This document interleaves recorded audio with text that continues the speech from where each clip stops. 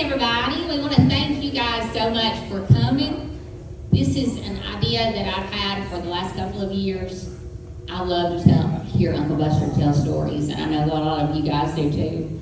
He is the master storyteller, in my opinion. And years ago, I had him come to my classroom and tell some of my creative writing students some stories.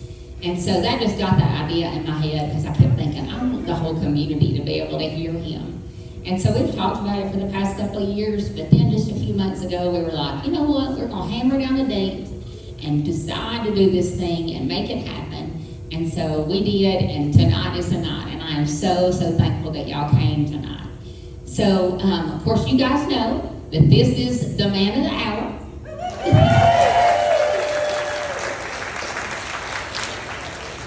And then you know his son, Chad Appleton, and his daughter, Chandra.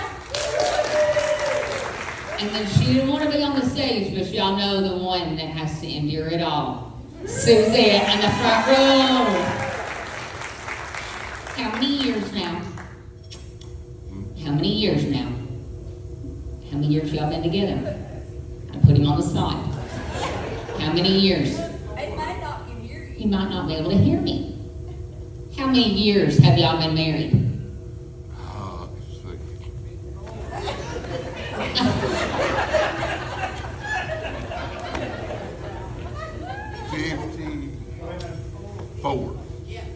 I get it right? 54 years she has been blessed with one of the most wonderful human beings she could ever run up on. If y'all believe that, I got some ocean front property down here at the ferry. Got a few more coming in. He's got, y'all just feel free to go and come as you need to go to the restroom, which is just located right outside this door if you haven't ever been in the middle school. And we hope you guys still have enough lighting to be able to see to do that. And he's got so many stories, we've had to kind of whittle some down even because he's got so many great things he wants to tell you. Chad's got an amazing story he's going to tell too. So we're hoping that maybe about an hour and a half worth of stories, and then we'll all go out there and y'all can take pictures with him and just, you know, come to love on him, because I know that's what y'all came to do. And so I want to say, think about his stamina, think about his health, and think about the time frame of how many people that we have that do want to come and see him and love on him. And so just think about that as y'all are greeting him and spending time together out there. But we'll go ahead and get started with your first story, Uncle Buster. Well, I've actually got one goal for tonight, and that's to bring a smile or a chuckle out of everybody here. I addressed the First Baptist Women's Group at Jasper about 3 or 4 months ago. I got kind of roped into that, but we won't go into no details. I enjoyed it. I really enjoyed it. I was nervous, bad nerves, especially addressing a bunch of church ladies, church group. But I went through it pretty good, and I don't think I shell shocked them. I believe I enjoyed it pretty well, and I never knew how satisfying it might be just to bring a smile on people's face. That's my whole mission tonight, is to make you leave here in a better mood than what you came in here. So that's my goal. If you don't, well, just go out the daggum door. But I'm gonna start y'all off with a pretty easy story. It's not real intense, but it was pretty rough on me. So that I went to the trade day over at Collinsville, and they have everything over there from a duck or a chicken to a horse or a lawnmower or a four-wheeler or anything in the world you'd want to buy. Well, we'd walking up through there, and I seen this beautiful little porch swing. One of these little hardwood porch swings, raw finish, no finish or nothing on it. all you had to do was get you some chains and hang it up, paint it or finish it or primer it, whatever you want to do, just kind of protect it from the weather. Well, I decided I was going to kind of go all out with it, and I got me some polyurethane. And boy, I covered that thing with some polyurethane. It was just absolutely slick as a mirror. I mean, it was nice. And I got ready to put it up, and Susie said, hey, said, do you realize now that if you put this thing on the high end of the porch, then it's going to be kind of rough if something happens. And that swing gets loose off on that chain or something. You go out of that swing back. I said, listen, my swing, I bought it. I finished it. I polyurethane it. I got it in great shape. It looks good. Just let me do this way I want to do it. Okay? Okay. But just remember, something happens. I told you so. So I got out there and I got it put up. Thinking the whole time I was putting the anchors in some tongue and groove panel, tongue and groove lumber up in the top. Well, come find out that was hardly nothing more than just cheap paneling. No, it's up. Well, I put that sun gun up. I got out there one time, and I was sitting right there in the middle of it, so it kind of had my above average weight, you know, divided between the two chains. Well, I sat there and swung back and forth. Boy, I mean, that thing was fast. I said, so that you want to come out here and swing with me? Well, not right now. Maybe after we go get about to eat, we'll come back and swing. I said, okay. Boy, I was going, you swing, I had the best out of the wood. We went to eat about a supper and come back. So Deb's gonna go on in the house. I don't know if she had a load of clothes to put in or something. But I was gonna decide I was gonna sit out on the porch and swing. Well, I saved her room over here on the right hand side, and I'm sitting on the left hand side, which just happened to be the highest part of the porch was on that end of the swing. Well, I get to sit down there and she's in the house. Boy, I mean, I do some good swinging. Push with my feet, boy, I just swing. Next thing I know, wow! And the swing flies around and hits the side of the house. And I go out and swing upside down, I landed on the back of my head and my neck. And it forced my head down on my chest so far, it busted my front teeth. I had a little piece of the teeth all in my mouth. Well, she hears the commotion, don't have a clue what it is. She comes running out on the front porch. What have you done? What have you done? Well, I'm hanging there upside down in a little mandela bush. It's like kind of like a little head bush. It's about that big around. Just a few little sprawled out looking limbs. That thing got me hung upside down. I can't get turned loose. And I'm laying on the ground. She said, God ain't call ambulance. Are you hurt? And I'm laying there just rolling back and forth. I couldn't get my breath to save my life. Are you okay? Are you okay? I didn't call ambulance. Talk to me. Give me something. I'm coming up, spitting pieces of teeth everywhere, blood coming out of my mouth. She said, are you okay? I didn't get ambulance. I said, I'm all right. I'm all right.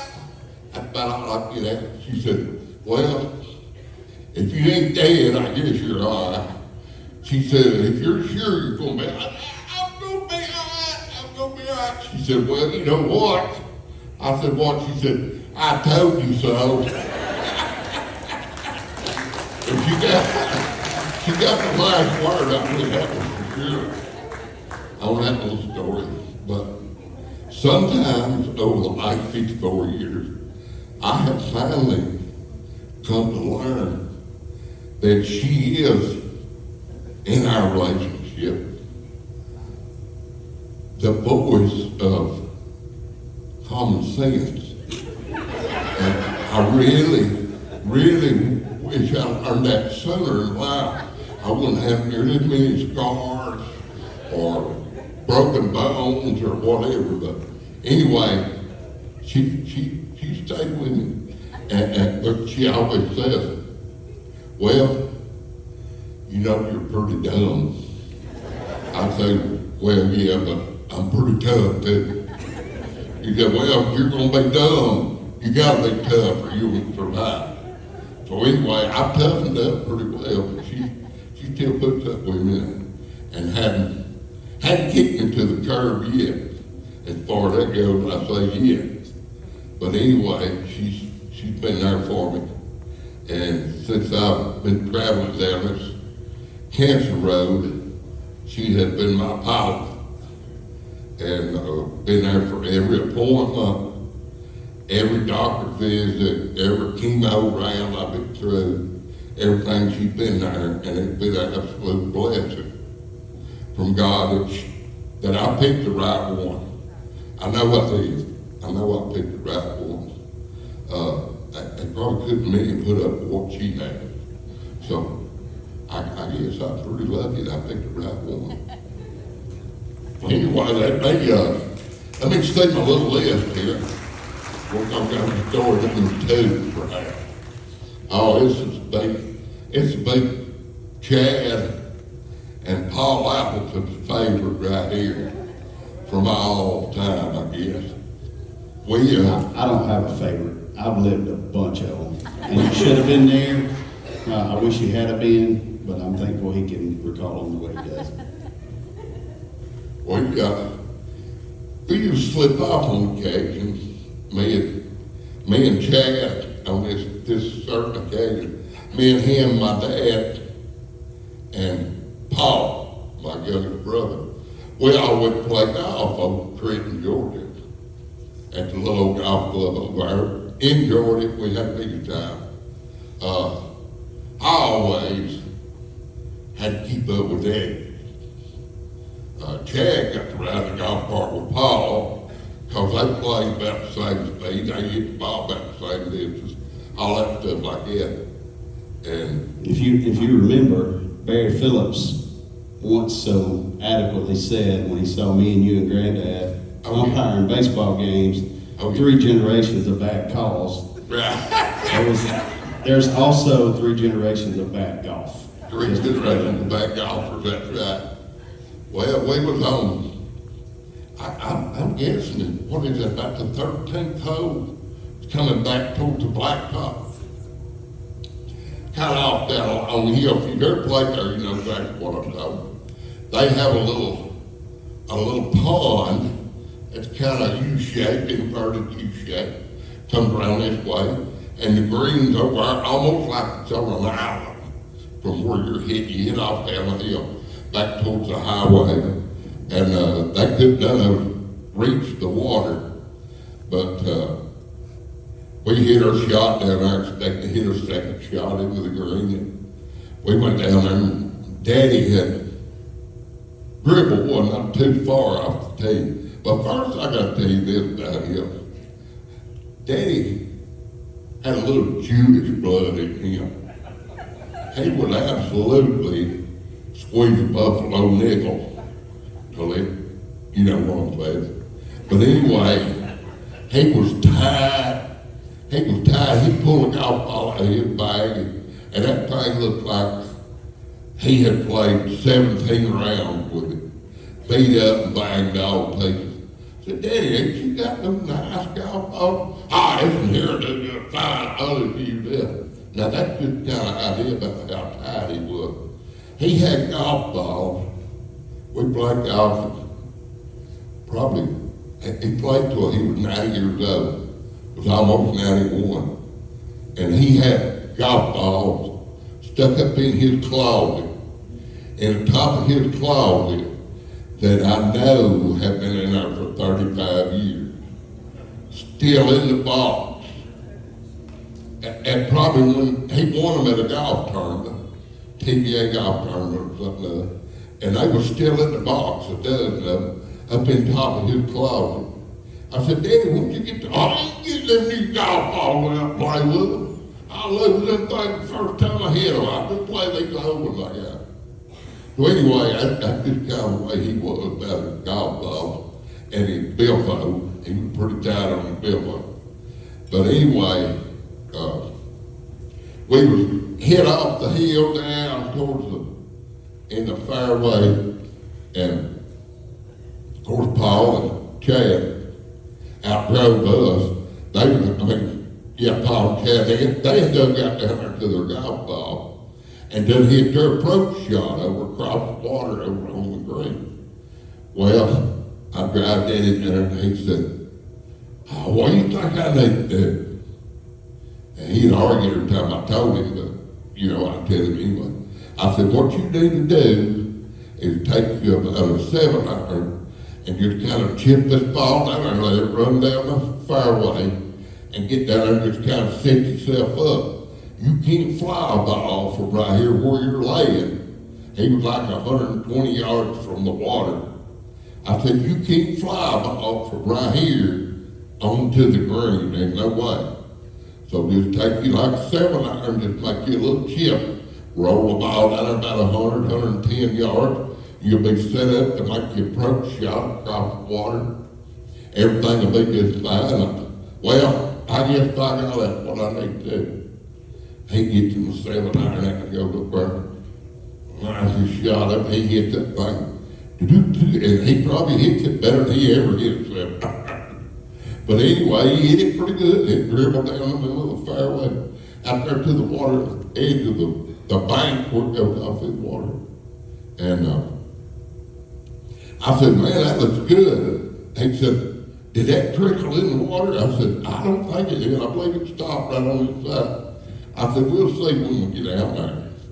So I ain't paying no attention. I hit my shot, knocked it over across the water up there. So Paul and Chad was already over there on the green. I ain't kind of sizing their putt up, fixing their divot on the green and all that stuff. Well, me and Daddy drive up, and his ball is about 8 foot out in the water, but there's a big pipe that fed water from a spring up on the mountain, and it fed water in that pond to keep the water hazard down. And where that thing had run out and water spilled out there, it made like a small delta right there. And he was dry as bone. Daddy's ball sitting right out there on top of that little delta. Man, I mean, just like you can walk out there and hit your shot out there. So he said, I'm going to get that daggone ball. I ain't going to let that thing get gone. I said, well, you just do what you feel like you need to do. So here he goes up there got a golf club in his hand, and he's going to go out there and retrieve this golf ball.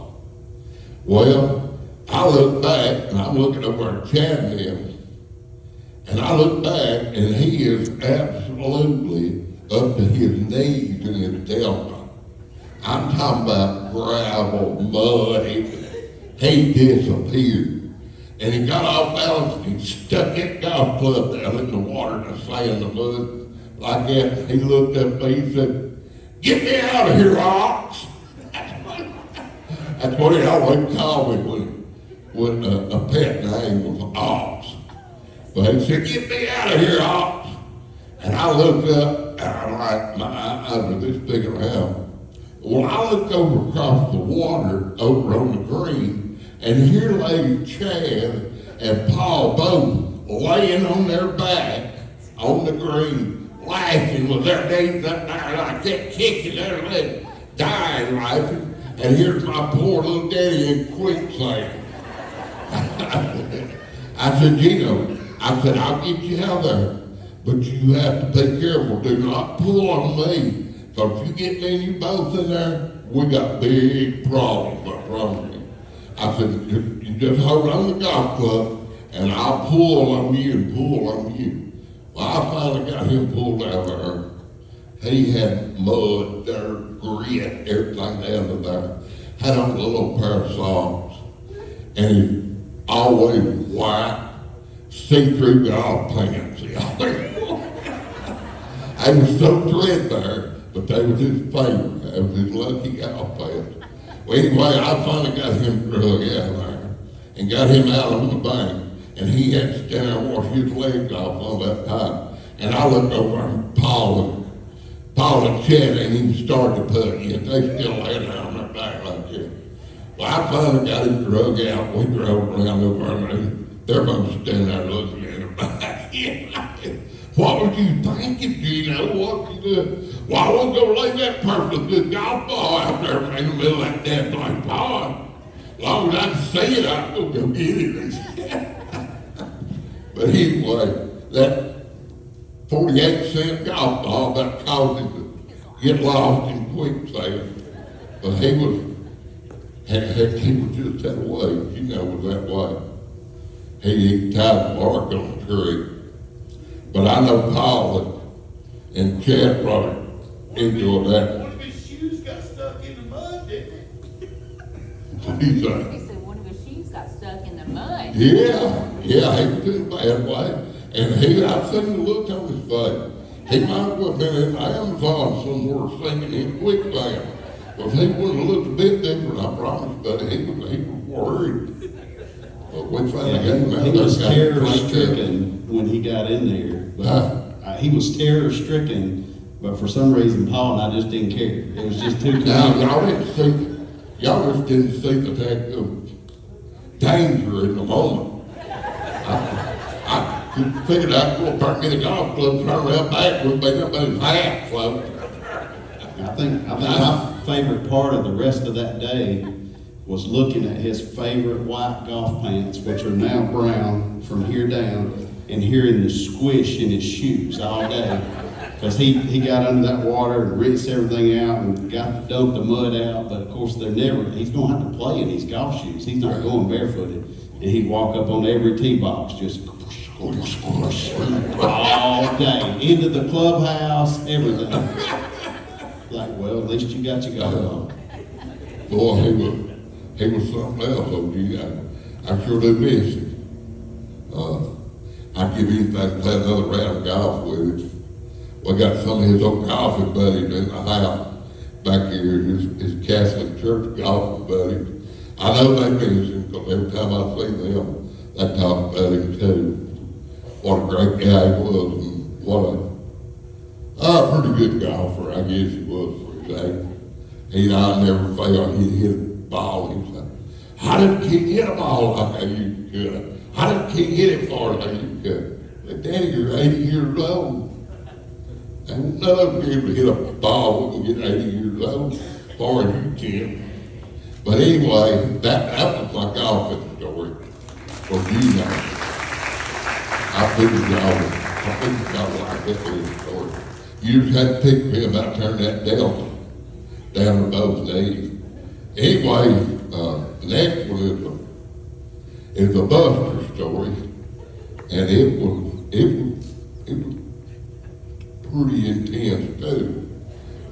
Benson was still in high school, and he was mowing yards, and he was using Chandler's big old zero-turn mower, and I had a little old raggedy John Deere mower that I get $50 for, and got it back running, put a clutch on it with a blade and all that stuff, and I got it running. It was my lawnmower, and that was his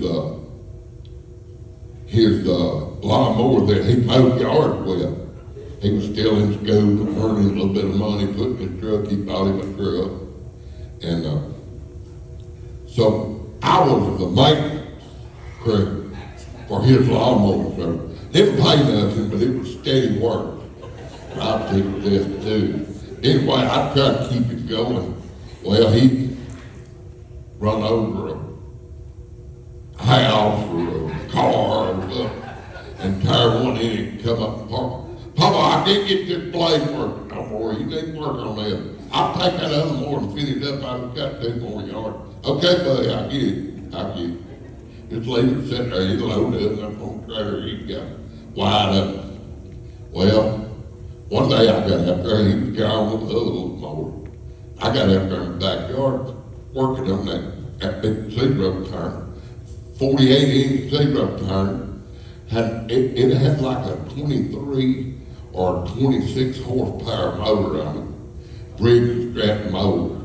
I believe that thing will pull a car this far, you can pull it. That thing was stout.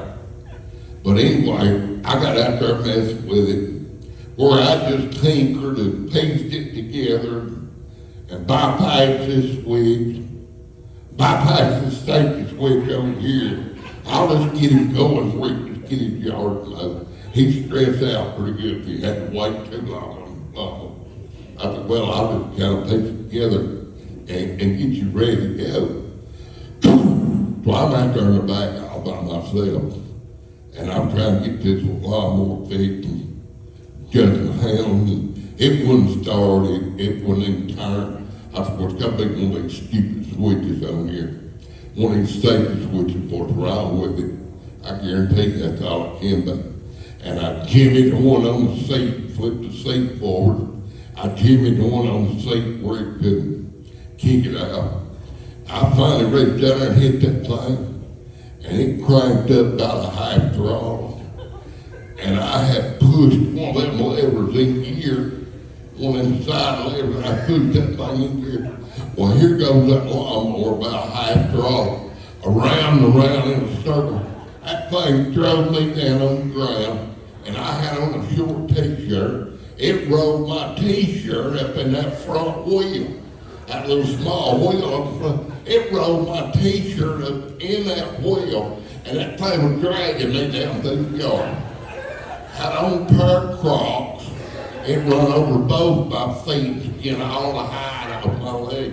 Had on a pair of shorts. And here I go about halfway down through the yard. I probably just rolled over like that and kicked it real hard. Well, I come off of it, and it goes 2 houses down in the next yard, and that thing going around and around, sound like an Indy 500. Well, I get up, I'm bleeding, pull my skirt up, fix that. I'm bleeding all down both legs. I ain't done, I said, no. The only thing worse than getting drugged with this thing one time, I've been getting drugged with this twice. So I got to figure out what I'm going to do. It wasn't going nowhere, because that one lever pull, it just go around a tight circle just like that.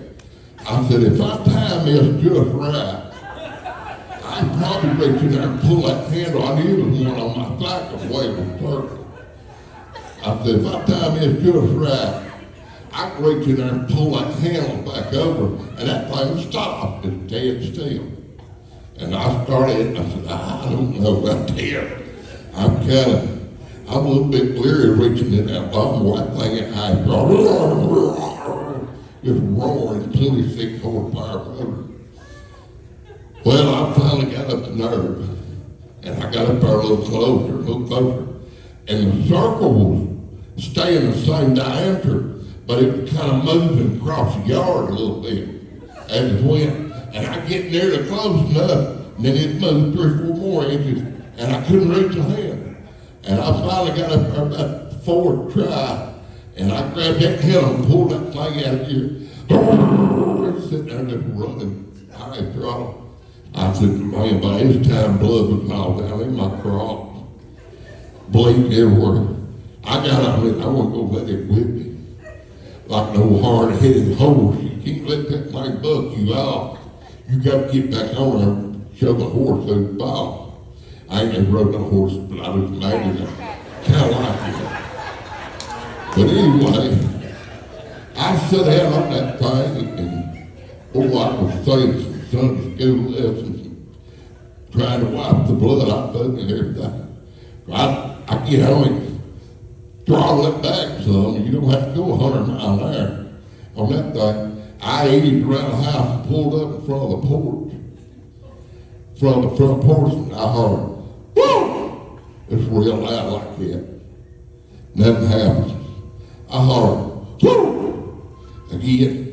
Finally, Susie comes to the door, she's madder than my cat, because I disturbed her.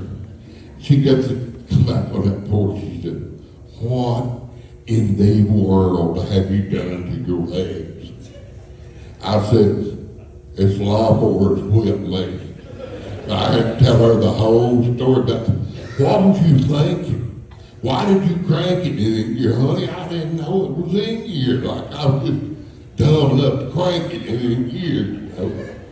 I finally got over it, but man, that thing ate me up. And the worst part was rolling my shirt sleeve up around the tire and dragging me. I mean, that thing dragged me down through the yard. If you don't think a 23 or 26 horsepower, whatever it is, lawnmower mower's got power, you just give it a try.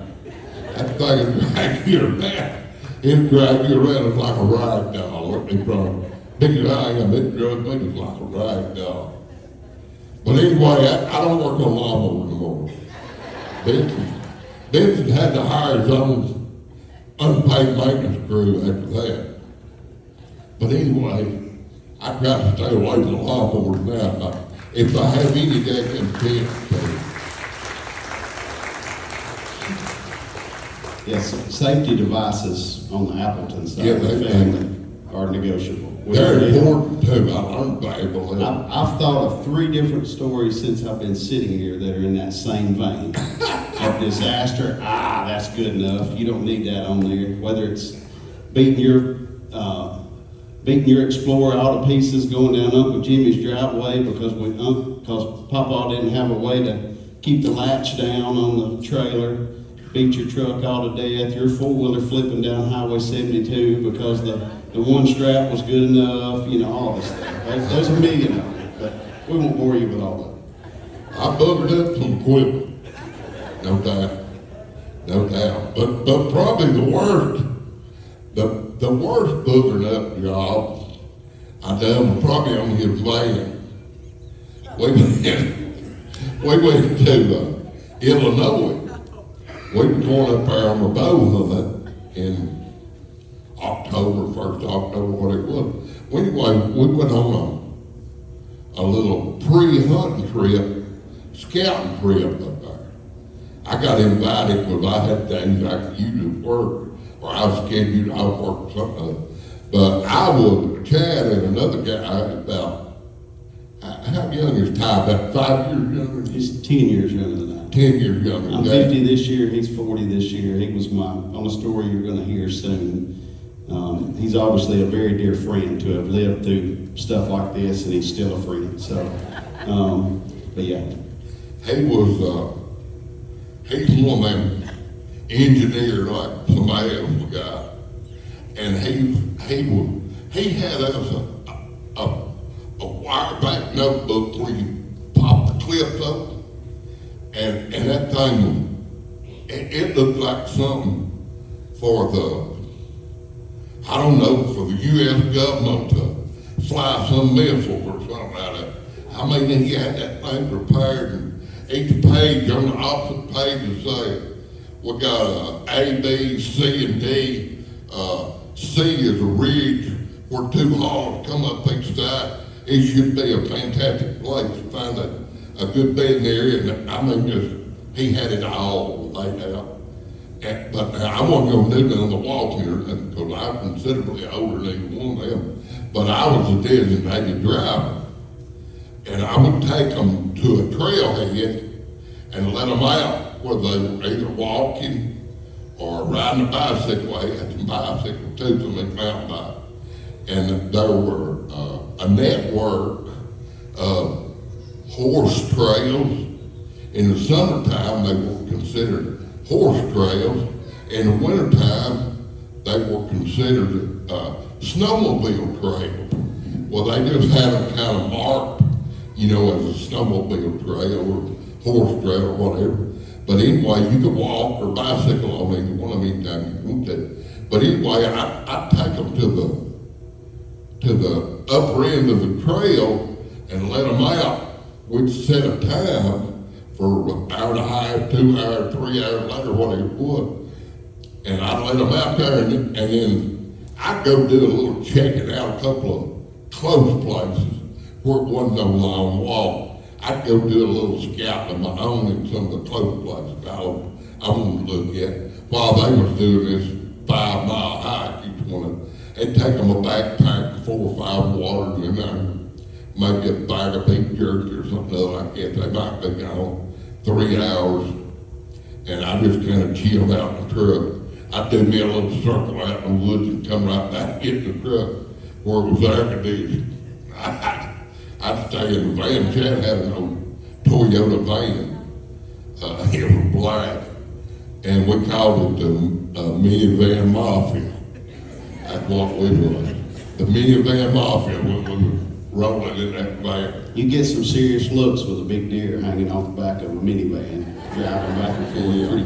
Pretty cool. People get out of your way if they think you're a minivan mafia deer hunter. I guarantee they'll get out of the way. Well, anyway, I carried them boys and let them out of the trailhead. And here I went off on my little side, and I'm gonna go down here and look at this place. Chad walked over in there. Well, it was, what was it, September? First week of September. So it was still relatively warm, even up there in central Illinois. But anyway, I had on a little thin pair of pants and a t-shirt and a little thin pair of camouflage pants and a t-shirt. Well, I have always, all my life, when we moved back to Bridgeport, Alabama in 1963, I turned 10 years old when we moved back. Well, Coach Story was moving in a house over here on Baby Hill. Park High. Moved in that house he used to live in right there. And there was a big, grown up, woolly looking area out behind there. And he was gonna put his beagles in there, make him a beagle pen, put his beagles in. So he drafted some of us football players that was gonna play football for him at the time to come over and help him sling blade and all that kind of stuff, and knocking down them old weeds and all that, cleared that lot out for him. So we had probably half a dozen of them went over there. Well, I got up there and I made the discovery that I have a terrible, terrible allergy to ragweed. And guess what? About 90% of the weeds that was growing up there, guess what they was? Ragweed. Well, one of them happened to rake right across my eyes, and when it did, instantly my eyes was closed. I had a bad allergy, and my throat felt like it was closing off, and of course that was 100 years before EpiPen. Nobody carried an EpiPen in, wasn't even no such thing. But anyway, Coach George said, "What's wrong with you?" "I don't know, I can't I can't breathe. He said, "Well, I'm taking you home." They carried me home, dumped me out in front of the house. I went in there, and Mama said, "What have you got into?" I said, "I ain't got no idea." I said, "Well, whatever it is." I said, "I can't see, I can't breathe." I said, "I'm dying." So I went to the doctor. She took me to the doctor and got me a shot and said, "You're probably allergic to ragweed. That's what you got in, and I bet that money, that's what it was. It's blooming right now, and if you're allergic to it and you get right in the middle of it, you're gonna have a bad day." So anyway, that's how I come to find out I was allergic to ragweed. But anyway, when we went up there to Illinois, they have got, and I discovered this, they have got something up there that makes ragweed look like tiger lilies. I'm telling you, they call it edgeweed up there. I don't know what the real name of it is. But when you walk close to that stuff, it was going through my pants. It was going through my pants. My legs was itching, and my little arms where I brushed up against it, they was itching and burning. And I made a little circle up there around the edge of a cornfield. And when I was going out through where I looked, and I was seeing a hornet's nest. And it wasn't but about Dad, 6 Dad. foot. Hold on 1 minute, you forgot to tell them that you tore the whole side of Chad's minivan off, going from point A to point B. Well, I ain't got that. Oh, you ain't there yet, okay, I'm sorry. I ain't got that yet. Well, anyway, that stuff, I was going out through there, going through the woods, and I seen a hornet's nest hanging up there about that big, at that house, and I thought, boy, I sure wouldn't want to get into that thing. I said, that'd make my day really bad. So anyway, I went on that through there, and the further I went, the worse I got. My daggum eye was itching and burning. My skin felt like it was on fire. I'm digging and scratching and clawing. And I said, I've got to get out of here. I've got to get back to that van. So I turned around, went back, and the whole time my eyes were swelling more and more. Just like two little slits, I could barely see light to it. And I'm wondering, where in the world, where is this hornet's nest? I cannot run into this. So I'm trying to hold my eye up enough to make sure I don't hit a hornet's nest. Anyway, I finally got back to the van, got me a rag with cold water out of the cooler and put it on my eye. We're trying to get my eye straightened. Well, what Kendra was talking about, between point A and point B, when I was coming over at the pickup site, I was coming down through there, and I had just started wearing glasses. I had to have reading glasses, but I didn't need them for any other time. And I'm looking through my portfolio book, trying to figure out where I need to go to pick these boys up. And before I got there, I'm looking through my portfolio book and trying to drive this fan at the same time. And I dropped my glasses in the floorboard. I said, oh crap. I didn't stop. I just laid down and go pick up the glasses. Well, I dropped them about 3 times. Well, about the 3rd time I touched them glasses and started up. It was like awful mess. It was awful. No, I thought I'd hit somebody head on. But come find out what it was. It was a big road sign standing there. I don't know if it was a curve in direction or what, but one of them big old road signs. And I run that whole van, the side of that whole van, down the edge of that sign. And that thing, the whole time it was going down the side of that van. And I'm like, Lord have mercy. I just stopped and got out on the side of the road and stood there and cried. I said, Chad's gonna kill me. He's gonna kill me. I didn't make it some kind of story. I just tell the truth. I just messed up. I dropped my glasses. Anyway, that was prior to getting in the entry. But anyway, I got in the entry. When I got done with the entry, I'm sitting here in the van like this with a washcloth on my eye, with ice cold water, trying to make the swelling go down a little bit, where I could drive over to pick these boys up.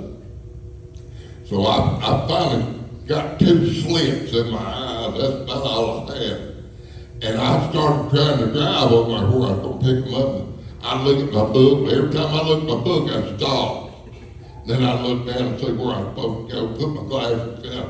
Here I go again. Well, I finally got up there where I was going to pick them up. And it was right at the end of a horse trail. And where the road comes by the horse trail, there's a little gathering spot up there. I guess where they unloaded horses or whatever. But anyway, I pull up there in that van, it looks like it has been run off of a glove. The whole left side, the mirror gone, the door handle, 2 door handles, it broke and gone off this side. I had to open it from the inside. And when I got out of the van, I had to reach back on the inside and open the door to get in. There was no handle whatsoever on the door. But anyway, I said, I'm sitting there having a thing on my eye and trying to make this fire go away with all of me. I done water with that water cloth, trying to get all that junk off of it. And I'm sitting here just on death's doorstep. I mean, I felt like I was going, just die from not being able to breathe. Had my head kicked back in that seat like this, and all of a sudden, I hear clop, clop, clop, clop, clop, clop, clop, clop. And here comes some people on horses. Well, I take my thing off there, and I turn and look, and about 4 people on horses, and I'm parked in the shade, kind of up and under a big tree, just trying to get out of the way. Well, they start around me on their daggone horses, and this one woman's horse gets kind of excited, starts kind of kicking and jumping like that. Whoa, whoa, whoa, she said, whoa, whoa, she's trying to get up there. She says, in her best Yankee voice, you know you're not supposed to be parking here. You're spooking our horses. What do you think you're doing? And I come out of that van and I undid my eyes and they're like that. And she said, well, just be careful, we're gonna go on. Well, she gets out, I don't know what this guy's on, he's on something. Well, anyway, I sat there a few more minutes and I'm sitting there with the wash rag on my eye. And all of a sudden I hear a bicycle coming off the hill. Sliding in the gravel coming off the hill. And I'm sitting there like that. I said, well, I'm sure that's Chad. I'm thinking raked over the coals right here. I know what's going to happen to me. Well, I get out of that van and I come walking back there to it, and he's standing there looking at that van like that. He said, what in the hell have you done to my van? And then I turned around and looked at him like that, and he saved my eyes, and he said, and what happened to you? So I had to tell him my whole story about tearing up the van. He said, well, at least you could have been dodging a deer or something when you tore the van up. But he didn't beat me up too bad up the van. Boy, I mean, I've done a number on it. But we had to go to a convenience store, because we're 30 miles from the hospital or anything. I could have probably went and got a shot, took care of it. But we went to a convenience store, and I got some of them little old allergy pill, what is it? Yeah, Benadryl. I was taking them Benadryl like popcorn for about an hour attack, but it finally took the swell down my eye. Got me where I breathe and all that. But I'm gonna tell you what, if you go to Illinois in the country, you better know they got some weed up there that'll sure mess you up. I mean, that stuff is bad. It is bad stuff. You don't want to get into it. You don't want to get into that each way up there. It's like ragweed on steroids. That's what I compared it to. How do you share your story of the horse? You want me to share it? Yes. Okay. Well, that's a pretty good segue point, I guess. So the guy that went with us on those Illinois trips, his name's Ty Abel. He's a dear friend of mine to this day. So I met Ty when he first came out of college. I was working on Redstone Arsenal. Was kind of a mentor to him, both on the work front, and then we just kind of hit it off personally. Fantastic guy, amazing. Like Dad said, he's an engineer as well and super analytical, and so we're very similar. He's a big hunter and outdoorsman. So we went on all the adventures over the years, and we became better friends. And we had always talked about Ty had kind of lived this dream a little bit, but I always had a dream to go out west hunting. I never had. It's just something we never did. But it really kind of kicked into overdrive when I started turkey hunting about 15 years ago. I was like, people would tell you that a Rocky Mountain elk is like hunting an 800-pound turkey. You're calling to it. It's interactive. It's amazing. You got to go do it. So Ty and I started. Ty had been out west quite a bit more than me. He actually went out there when he graduated college. He was a wrangler for a summer before he started his first engineering job. And so needless to say, he would go on trips out there, hiking trips, and he'd been on some hunts for other species and even a couple elk hunts prior to. And I was a rookie for our hunt. This happened last year. But it was in the works for years, buying points so that we could go to Wyoming and we would talk about like where are we going to go and how's it going to work when we get there. And so Ty eventually convinced me after his being experienced on horseback and spending time out there. He said, man, I really want to do an elk hunt that is wilderness, i.e. we're going to be on horseback, we're going to ride to a spot camp out in the middle of nowhere, we're going to rough it, and we're going to, we had found multiple outfitters that kind of gave the kind of hunt that we wanted to go after. I was like, man, that's perfect. The more adventure, the better. I've obviously been on lots of them, maybe not in Wyoming, but so we ended up finally taking the steps to make it happen. We've been buying points for years, and stars were starting to align. And so last year, it was looking like it was either going to align on my 50th birthday or Ty's 40th birthday year. And it hit last year when I turned 50 and was blessed. I'd taken early retirement from the government. I had plenty of time to prep and get ready and train. And Ty was kind of my mentor for it all, but there was the big question mark was the horseback riding part of it. He's experienced and I'm not at all. And I'm like, I can't go out there and get on a horse without some training and some familiarization. And by the grace of God, Paul Morris, dear friend, hooked me up with, it's Mark Dover's father-in-law, Mr. Frog Nunley. Some of you may know him from out on the mountain, but Frog's got horses, big horseback rider, and he was just a godsend because he had some horses that needed to be ridden and exercised, didn't really have anybody. His grandson, I guess, had kind of abandoned him on some of the horseback riding, didn't have a good partner. Wife didn't like to ride during the summer, and I'm like, I'm your man.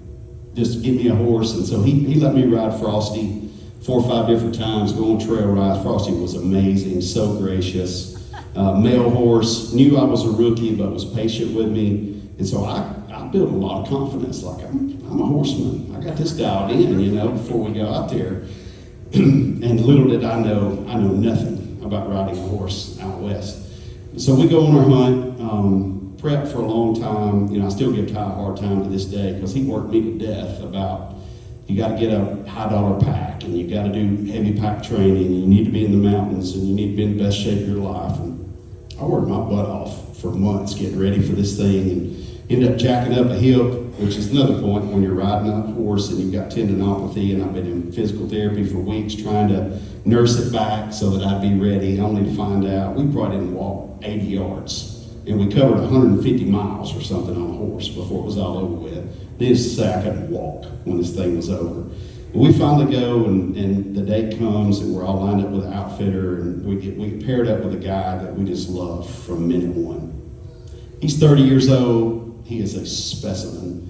Ty is 40, also a specimen. CrossFit, one of the most fit guys you'll ever meet in your life, and there's 50-year-old rheumatoid arthritic falling apart me with these two studs, right? And I'm like, oh dear God, help me get through this. So we meet and we make her drive cross country, and Ty and I are catching up. We've gone different ways, and he actually lived a stint out west, so it was just amazing to get together and be on the road together. We drove because we wanted to be able to bring our meat back and all the things, and we're dreaming of these big elk we're going to kill, and finally getting to do this stuff. And it was kind of a blessing because there were some other guys that could have potentially come and were buying points, and they fell off, and it was just Ty and I, and it was really, really good trip, amazing memories made. And so we're just so excited. We drive out and get to the ranch and meet our guide. We're going to ride in the next day to spot camp, about a 15-mile horseback ride. And I'm given a great horse for this ride as well. It wasn't really treacherous, but you went across some mountain passes to get over in valleys, and about a 15-mile ride. And I'm like, yeah, it was a little longer than what Mr. Nunley and I had done, but I'm good. I'm good. I got an ibuprofen, knees are hurting a little bit, but I had learned stirrup height and all this stuff, and we'd worked my saddle, and I'm good to go. And I'm like, I made it to camp, one thing down. And while we're doing all this, we're meeting the other men who are in camp, and there's multiple guys who've been coming multiple times. And I'm like, well, this has got to mean something. If you're coming back, you think it's a great experience. And I meet Dr. Mark. Mark's probably 67 years old, something like that, from Michigan. This is his 7th or 8th trip for elk with this outfitter. And he, while we're riding to the trailhead to get on the horses, tells us the story of his 4th trip out, where he said, well, the big danger out here, the thing you really got to keep your eyes on, and the guides will tell you about this, grizzly bears are just everywhere. And they can't hunt them in Wyoming. The numbers are kind of out of control. You still hear me? Yeah, it's beeping, sorry. But he tells us, I don't want to scare you, but I just want you to be prepared. My 4th trip out here, the horses hate the grizzly bears. They're terrified of them just like you and I are. And if you're going to get hurt on a horse out here, a grizzly bear is probably going to be at the center of it. He and another gentleman who were on the hunt with us, big buddies, been hunting together forever. They were on horses side by side, riding in before daylight. Horses smell or see a grizzly bear, blast off, won't respond to controls, won't stop, go around a corner, he gets thrown off, breaks his back in 4 places, has to be airlifted out. But other than that, this is great, man. You're going to love it. I'm like, oh, dear God. So that's in my mind from minute 1, right? But I'm like, we're not going to get into all that stuff. We're going to be fine. No danger with the horses. Day 1 of the hunt comes. It was an amazing hunt. I killed a big elk on the first day because Ty was primary shooter. I intended for him to get his choice of whatever elk he wanted. He was the brains of the operation. He'd invested way more effort, and I'm just going to be clean up, and I'll take whatever elk I can get, hoping he would kill a trophy. So he had passed on this elk, so I took it. We celebrated. It was amazing first day, and then we get through all that. Thankfully, my elk is a morning kill. That's a big factor. I didn't realize that, but whoever is working on the elk that you shot, the guide and the shooter, the other guy is grizzly duty. That is your only job. And they say that all the grizzlies have learned that a rifle shot means dinner bell. They know when they hear a shot, more than likely an elk or some kind, and so they come to the shot. And so they've literally had to illegally shoot grizzlies because they're trying to get to carcasses that they're working on, and they've had to scare them off. And they're pretty serious about this. And every single guy told us we have all encountered grizzlies at the kill site. Every single one of us, no exceptions. Just keep your calm. They've got a big giant pistol on their side. You've got a rifle, so you're keeping watch. And I'm like, okay, well, we're armed. We're good to go. Be fine. Went off without a hitch on my elk. We got it cleaned up. The guys from camp come up, bring mules, and get it all quartered up. We take it to camp, no problem. So day 2 comes along. Day 1 was amazing. We're going to try to find the same herd of elk. There was a bigger elk in that herd that Ty didn't get to kill. So we ended up kind of working toward the south eventually, and there's weather coming in on day 2, so we got to be a little bit careful about where we move. Each guy has a ton of territory they can cover. We're going to start trying to find that herd. If we don't find them pretty quick, we're going to get on the horses and we're going to cover ground. So we ended up doing that, never can find them. Matt and I just engaged in this amazing conversation during some downtime or whatever. We've become dear friends now. It was such a God-ordained meeting for he and I to know each other. And he was dealing with some things on just wondering what life was about and what was his purpose and all that. So God had me there for that very reason. It was amazing. We had some amazing conversation. And we keep in touch to this day. He lives in Florida and kind of double times between here and Wyoming. But it was just an amazing trip all the way around with God's hand all over it from a protection perspective as well as others. So we hunt all day long on day 2, dodging storms, weather's coming in, we're up at 10,000 feet. You can see these storms coming, the Grand Tetons are in the background. It's amazing, the beauty's amazing. But we get in rain gear about 1 o'clock on day 2 because we're dodging storms, and it rains sideways at times. You're on top of a mountain, the wind is just howling. But they told us we stay out all day long. So we had left at 4 o'clock that morning on horseback, and the intent is you hunt all day long, and then you might ride 2 hours more back to camp at night. So super long days. So we hunt all day long, never can find any elk, and with an hour to go, maybe 2 hours, Matt's like, look, we're going to go to the far north end of my territory. There's a place called the Lookout. It's usually really good. We're going to go there, even if it's for the last 30 minutes of the hunt. I think it's worth it. Elk are almost always there. We got to get Ty in front of an elk because they say every passing day, because of resident pressure, your odds go down significantly of killing one because a lot of people are hunting them and all the things. So on that day, on day 2, my first day horse had been pretty amazing. I always felt confident with it. The only thing about her was that it's like she didn't have the God-given ability to keep up with the guide and the guide horse. The guide horse was a big stud horse. And his gait, you know, my poor little horse, she just couldn't quite keep up. So I kicked her all day long because he had told us, you have to stay nose to tail, stay together. We need to be able to bail off horses in an instant as a team with the way they do their hunts and all that stuff. Okay, great. So I'm trying to do that, you know, so I'm so sore I can't even move from kicking her all day. And just go, come on, go, go, go. She never would catch up. And so I'm like, well, maybe I won't get that. So day 3 horse, Candy, Miss Candy. This is her name. So I get Candy. I'm like, tell me about Candy. Is she a good horse? Oh man, she's a great horse. She's been in the mountains all her life. You can trust her. She's amazing. She got a twin right there. Her name's Cotton. You know, they make a joke of it and all that stuff. I'm like, okay, great. So I get on Candy. Beautiful weather to start first thing in the morning. We leave camp at 4 in the morning. We haven't even got halfway to where we are, and Candy's probably stumbled 4 times. She does want to keep up to the point she doesn't want to be alone ever. She doesn't want to be away from the guide. She doesn't want to be away from the guide horses, and she is hell bent on keeping up to the point that she would push herself too hard and stumble. And so I'm losing confidence in Candy all day. A little more. I'm like, I've never been on a horse much. You know, it's kind of steep, and she's not quite sure-footed enough. So we just keep hunting, keep going. We eventually get on top of the mountain, work for miles. So it's flat ground. She's good. She's sure-footed. She can do her thing. We get to the lookout only to find that this is like a 300-foot sheer drop down to different meadows below, and by the grace of God, we get there with about 30 minutes to go, and there's a herd of elk coming out at about 400 yards, giant bull in the back, get to be right over Ty's shoulder, give him a range, he shoots the big elk, kills it, or almost kills it, hits the ground, it kind of pulls himself over the rise. He was dead in just a second, but we didn't know, we couldn't see him. And so the guy's like, I'm not sure if he's down, we probably need to leave somebody on the top of the bluff, just in case the elk gets up and comes in view, you can shoot him and finish him off. I said, okay, great, I'll do that. You and Ty get on your horses. They're going to have to navigate this bluff going down, and me and Candy are going to be left on the top. And poor Candy's tied to a cedar tree behind me about 60 yards, lonely. She doesn't like it. I don't know she don't like it, but I learned pretty quickly.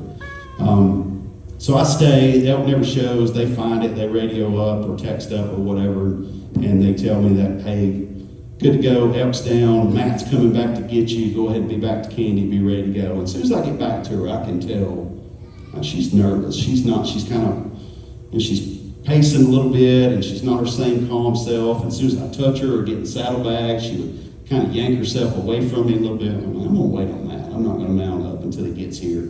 He's like, yeah, she's kind of like that. She gets nervous. She doesn't like to be by herself, but we'll work on that.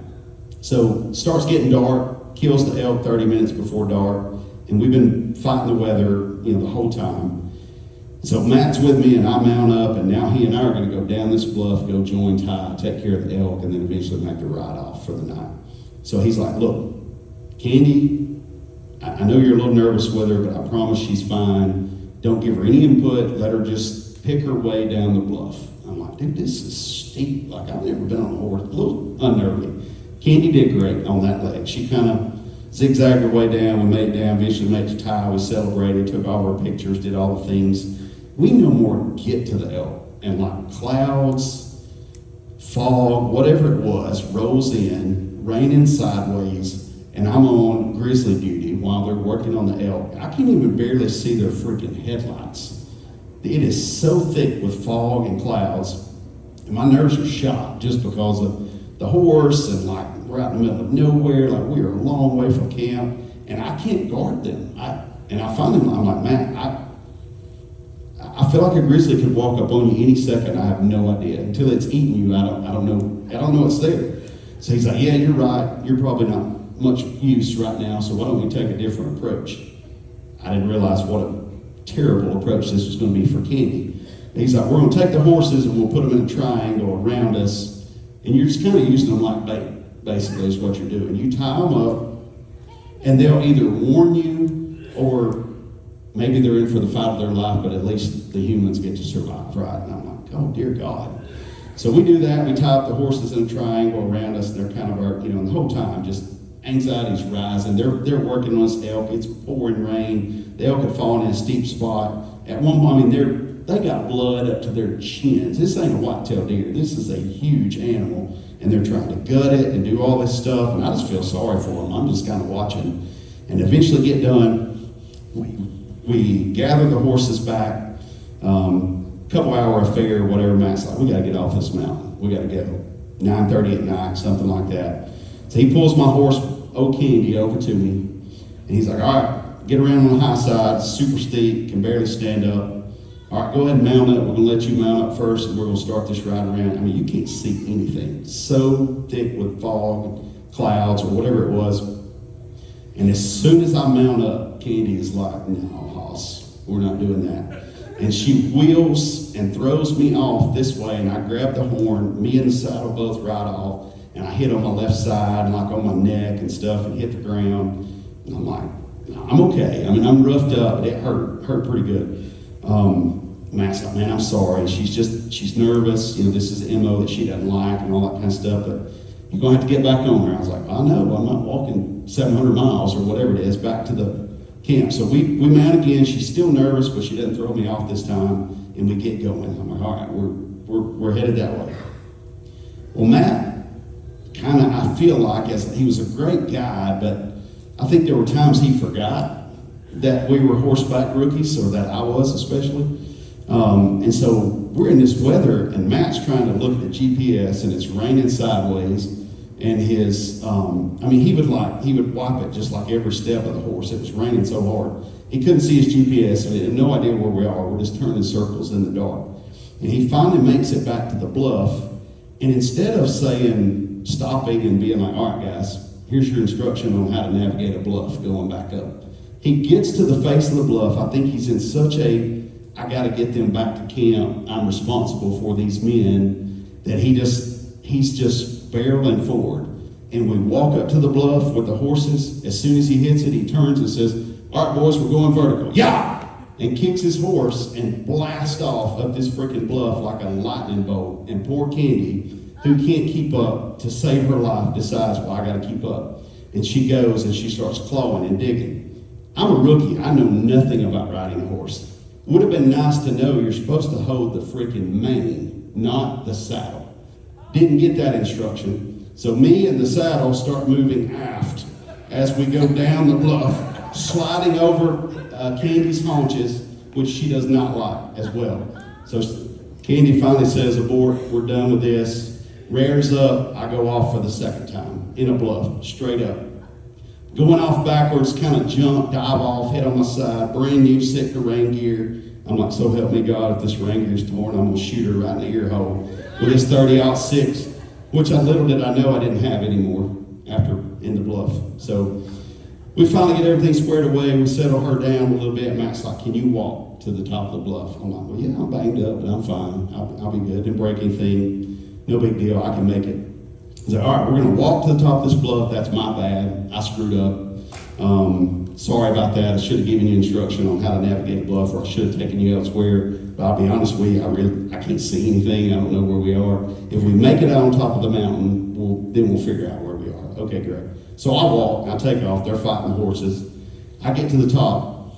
And then now, when I got fallen off the first time, like the first thing that flashed through my mind was Dr. Mark.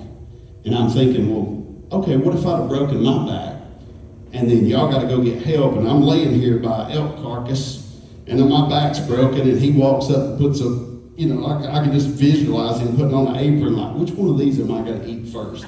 The live human or the dead elk, So starting to get a little unnerving, but I make it to the top of the bluff, make it up there, and then like the second I get there, time starts passing. They're fighting horses. They're trying to get them going, and they're either going to ride or just walk up with the horses. And then I'm standing there on the top of the bluff, and I'm like, I don't have a damn firearm one. Like, what if a grizzly comes for me? And I'm standing here, and of course that starts getting in my head. Like, y'all about done? You good? Bring the guns. Hurry up. So they finally make it up to the top. We fix saddles. We do all this stuff, get everything right. Matt's like, all right, last one. That's the last thing we're going to go through. We're good now. I know where we are. All good. And then finally, Ty's like, where's your rifle?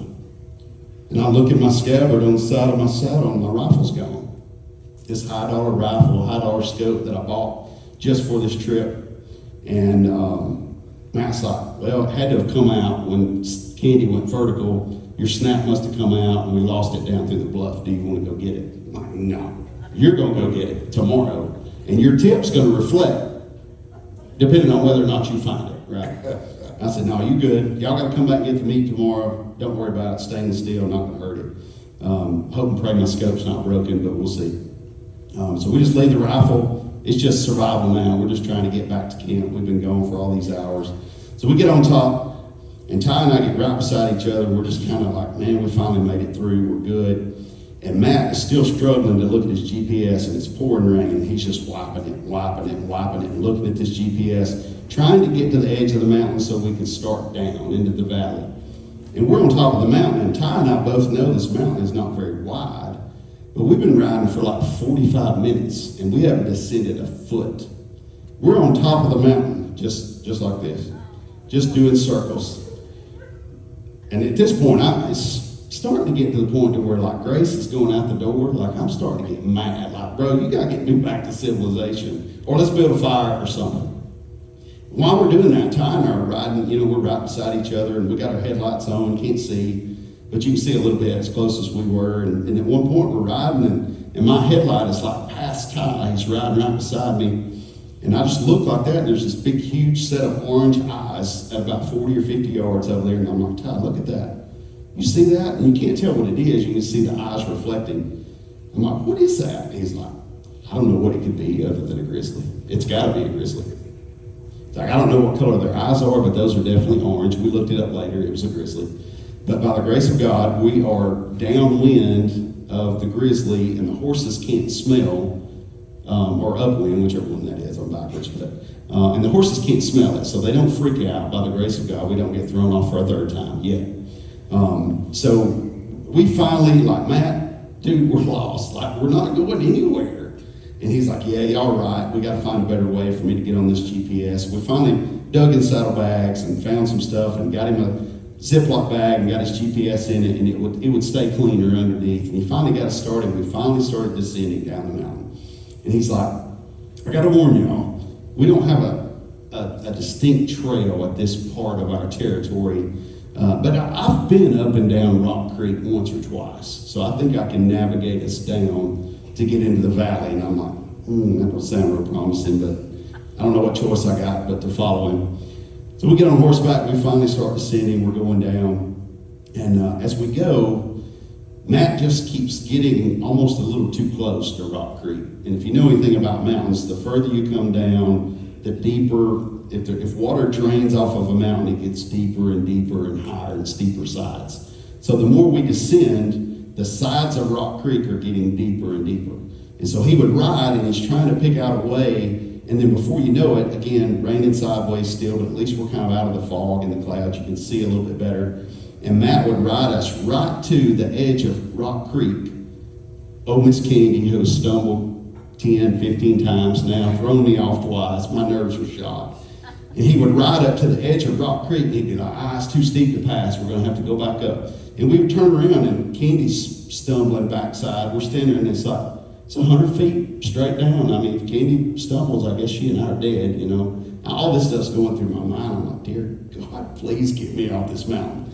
And so we would go back up, ride back up, come around the mountain a little bit, start back down again. And we just kept coming to these sheer face places.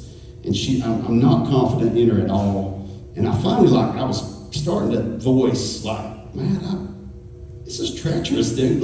This is pretty rough. I'm a rookie on a horseback. I'm not real comfortable. Well, at one point, he and Ty are going to give me a pep talk a little bit about trusting the horse. You just got to trust her. She's been on this mountain all her life. You got to trust her. They give me a little pep talk, and they straighten me out and calm me down. And I'm like, okay, all right, good. He's like, look, I don't want you to even just hold the reins and let her go anywhere she wants to go, and she'll get you off this mountain, I promise. I was like, all right, that's what I'm going to do, Matt. I'm going to let her follow you. I'm not saying anything to her. I'm not saying another word. I'm just going to be quiet. Let's get off this mountain. It wasn't 2 minutes after the pep talk. We're coming down the mountain. We get to a big hollow, and this thing's got a deep ditch in it, probably this deep in the bottom of it. And his horse walks carefully down to the ditch, stops, stands there, thinks about it for a second, and then just hops over. I've never done a jump on a horse. I'm like, oh crap.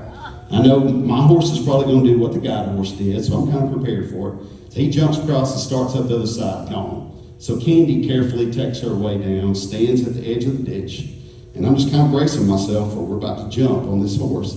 And she just, all of a sudden, just like starts the jump, and then is like, oh crap, I shouldn't have done that. And abandons the jump right in the middle of it. And her buddy and goes straight down in the ditch, straight vertical, and throws me off the back, and I hit in the rocks on my butt and on my back, and it's the breaking point. We're done now. So I get up by the grace of God, didn't break a leg, nothing broke. I was fine. I was banged up from head to toe from the 3 times being thrown off. But I jumped up and I was like, Matt, I threw my hat. I mean, I pitched a fit, just to be honest. And I jumped up and I was like, Matt, 2 things. I know you're the guy. This is America. This is a free country. I'm telling you 2 things right now. You better thank God that 30-06 is not in that scabbard, or Candy would never take another step on this mountain. Number 2, if you think I'm ever going to get on that saddle on that mare again, you've lost your mind. I don't care if I have to walk 700 miles. I can walk it all. I played football for Philip Lawley. I can make it. I'm not scared. He's like, you got a fair point. I don't think you need to get back in the saddle. I was like, okay. So we eventually decide that we're going to go, everybody's going to walk. We just kept hitting treacherous, steep stuff. Matt didn't know the route. He had to admit he didn't really know the route and all that. But he got us down to the bottom safely. We make it. And I know what they're thinking. Like, we've got like 45 minutes more of riding to get to camp, but it's going to be on established trail. But I know Matt's thinking, Chad's got to get back in his saddle so we get back. They're wondering where we are. We're now at hour 20 of the day. So he's trying to, as the guide, to do damage control and get us back safe and all. Like, he don't want to be fired because he took us on such a fiasco. And so we're hot because we've been walking. I got on all the layers and all that stuff. And so I just take my rain gear off and start removing layers from underneath, and then I'm going to go back to my rain gear. But really what I'm doing in my mind is I'm giving like a 5-minute window for Ty or Matt, one, to step up and be a man and offer something. I'm 50, I'm banged to pieces. You 2 are supposedly studs, and both of you just get on your great little horse that's sure-footed, and you ain't said a word, you ain't offered a thing. So I'm just standing there, I'm taking my time, and I can see the anxiety in Matt out of the corner of my eye, like, we need to get saddled, we need to get going. And I'm just waiting on him to say something. I was like, dude, I'm so far down, like, Lord forgive me, because I've been out of control this whole time. And so he's finally like, Chad, buddy, we're going to need to get back in the saddle and mount back up. And I just kind of stand there for a minute, like, how am I going to work this? I was like, all right, before we do, I got one question. They're like, shoot, how come neither one of you 2 pansy SOBs have offered to get on Candy and let me ride a different horse? And both of their eyes like this big, and I think they knew I meant it. I was like, y'all might both beat the crap out of me, but you're going to have your hands full. We're about to do something different. And they both look, and Ty's like, great point, I'll ride her. So he jumps on my horse, I get on his, we finish it out, we get back to camp at like 1:30 in the morning. We're 21 some odd hours into this thing. The cavalry they're loaded up, they've got saddles on the horses, the search party is about to leave, coming to look for us, and we make it. And so with none of us say a word, hey, we're good, everybody good? And the main guy comes over to me, the guy that's the manager of the camp or whatever, and he's trying to talk to me, and I'm like, dude, not now. We're done. I'm going to my tent, we'll talk tomorrow. 6 o'clock the next morning, we're all sitting around at breakfast, we're laughing, it's all good. It's one of those things where it's funny afterwards, wasn't really fun during. So we eventually made it out safe, successful hunt. Everybody just died laughing over the story. It's like, that's one of the best stories ever from this outfitting service. And we make it back to the ranch, and the guy who's the ranch owner, I had met before the hunt, but we're all out there looking at elk heads, and everybody's recalling their hunts, and friends are made from different camps and all this stuff. And we're looking at all the things, and he kind of sneaks up behind me, and he's like, hey, I heard about your fiasco out there in the wilderness. I just wanted to let you know that for the right price, Candy would be for sale. And I was like, well, I'll tell you something. about Miss Kenny. I would take her, but I don't think she's worth what you think she is. How about that? I don't think we're ever going to come to terms. And he's like, fair enough. And his next question was like, when these kind of things happen with our guys, they either never come back or they're longing to come back. So which one is it for you? I was like, sign me up. I'm coming back. So I'm going to go back at some point. But anyway, Nia's been dying to hear that story. So.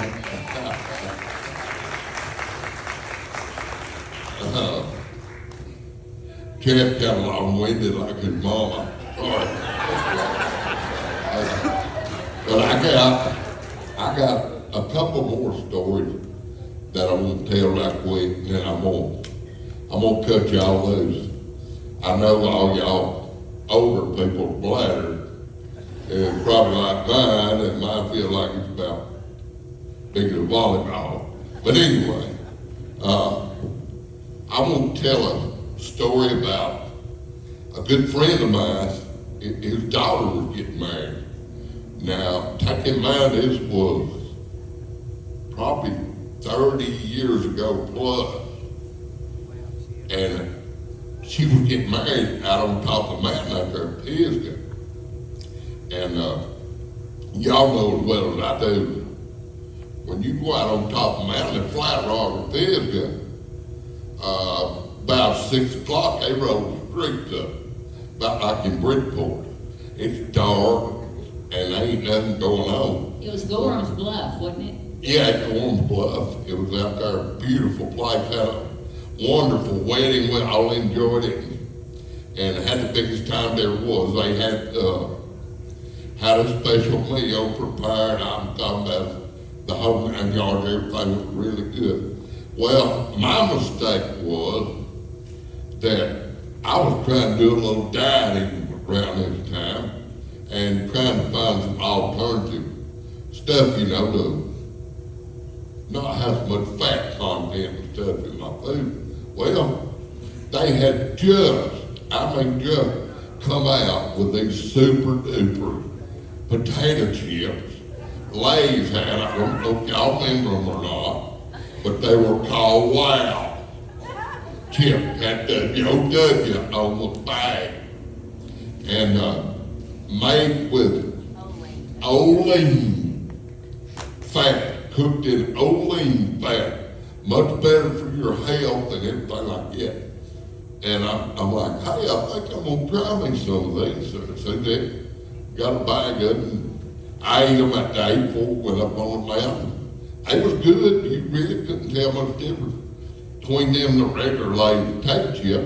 So I enjoyed several of them, probably the majority of the bag, I guess, if I'm going to say it right. But anyway, we went out there to the wedding and all, had the biggest time there was. We just really enjoyed it, ate the big meal they had for us and everything. Well, it started getting on a little bit later. It was about 9 o'clock, 9:30. I told Susie, I said, I think we might ought to get off this mountain. What do you think? Yeah, we'll do that. And Chandra and her first husband was with us. Well, we had a Pontiac bottle. Me and Susie, that champagne color. Loved that little car. But anyway, it was a 4-seater, of course. And I think me and Susie was in the back, and Michael Chandler was driving right in the front seat. Chandler was driving. He was driving with me. And we leave the party over there.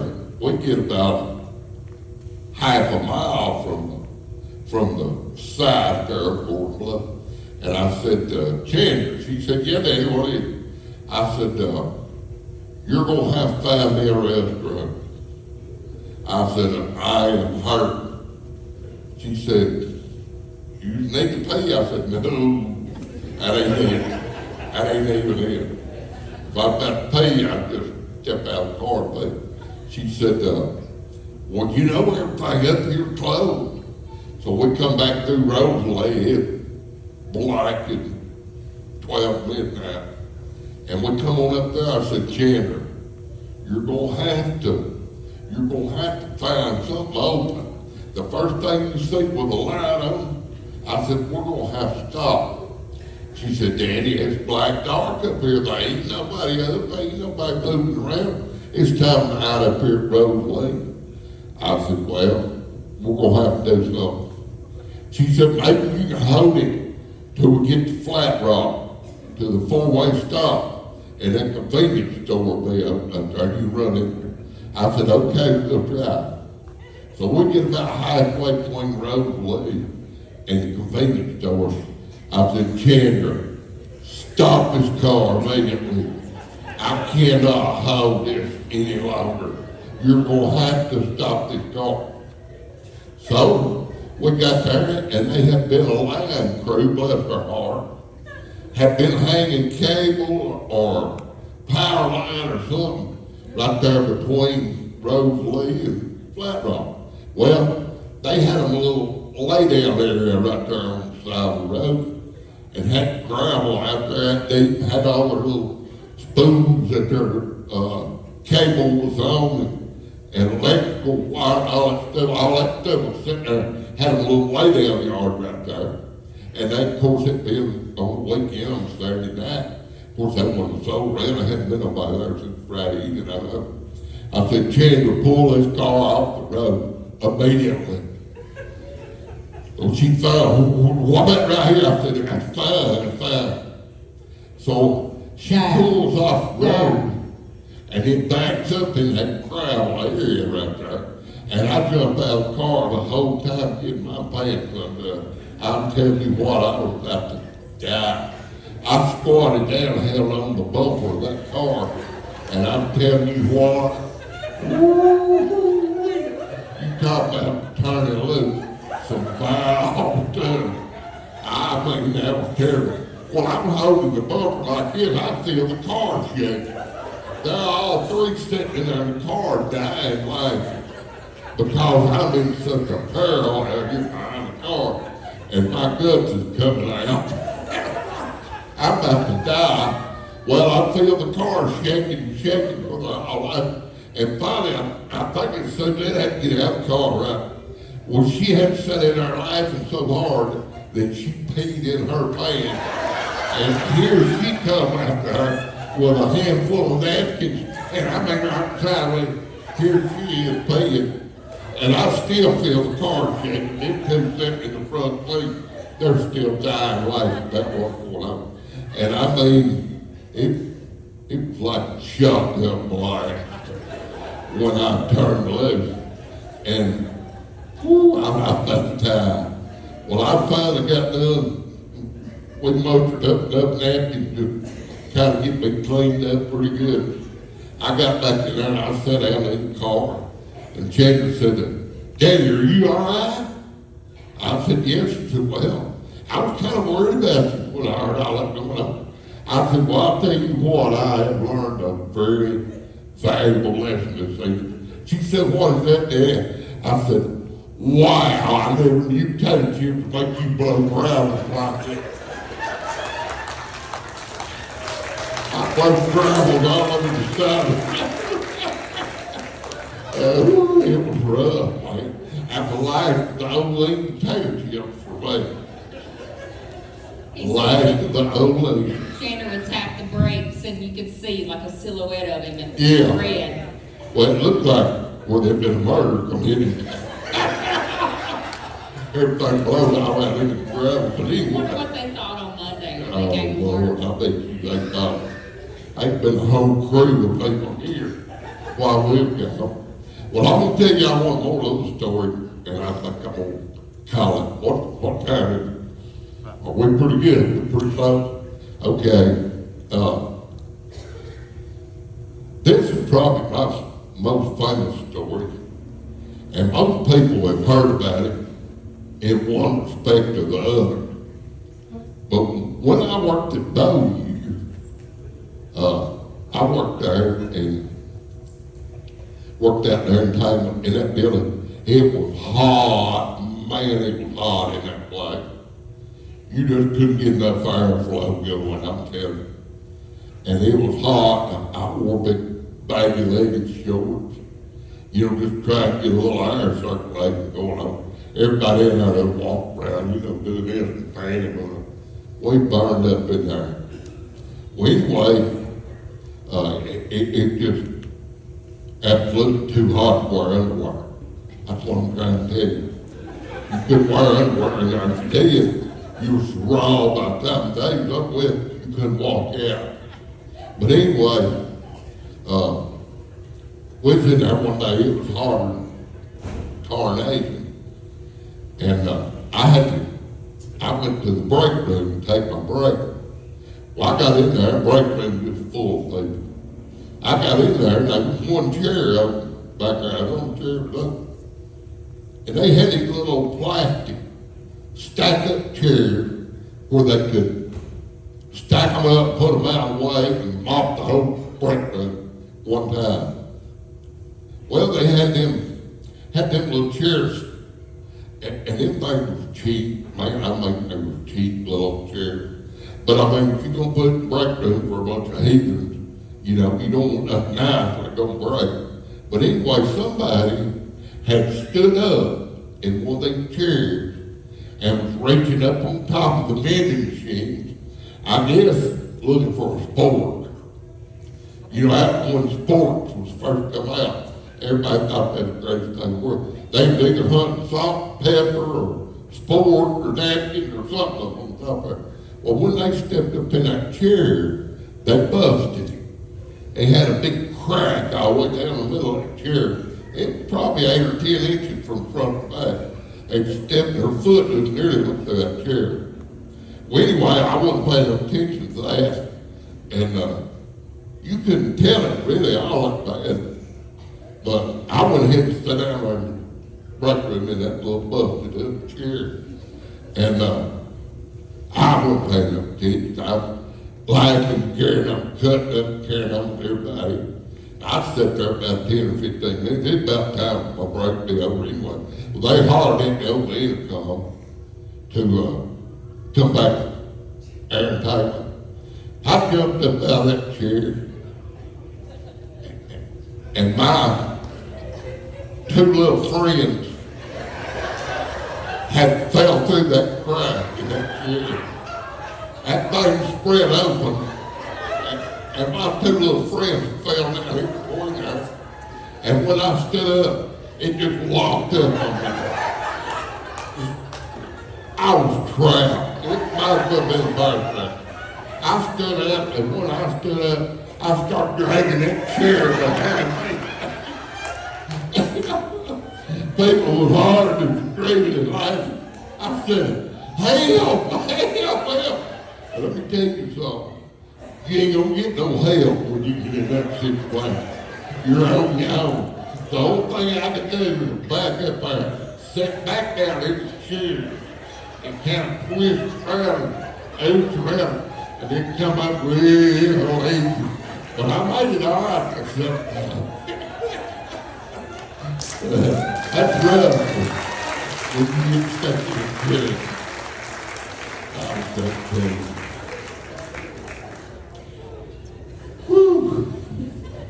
So y'all. We're about ready to have some refreshments. Yes. Let's So do it. we're gonna head on to the lobby, y'all, and come take pictures and have a snack with us and make sure you say hello to him. And we thank y'all for spending this evening with us. I knew that it was gonna be one of those experiences where if you missed it tonight, it's done, and you'd forever regret that you hadn't been here. So thank y'all for being here with us tonight. Thank you, Uncle Buster. I love each and every one of y'all. And I want to thank you for being here. I want to thank all the ladies that volunteered, bringing refreshments and water and stuff like that. I hope y'all enjoy it. There's some really good, I know, there's some really good home-baked goods and stuff out there that y'all really enjoy. I hope y'all enjoy it and get to see somebody you haven't seen in a while. Hug their neck and tell them you love them, because you may not see them again in your life. I love y'all. Thank you so much for being here. Can I pray for us real quick before let's pray together and bless the food and just thank God for the night.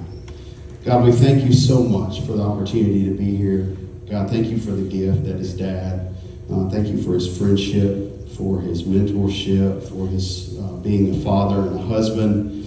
God, thank you for every precious soul who is here, who adores him, who came here to love on him and care for him. God, we thank you so much for your faithfulness through his cancer journey. God, it's been miraculous to see how you've sustained him.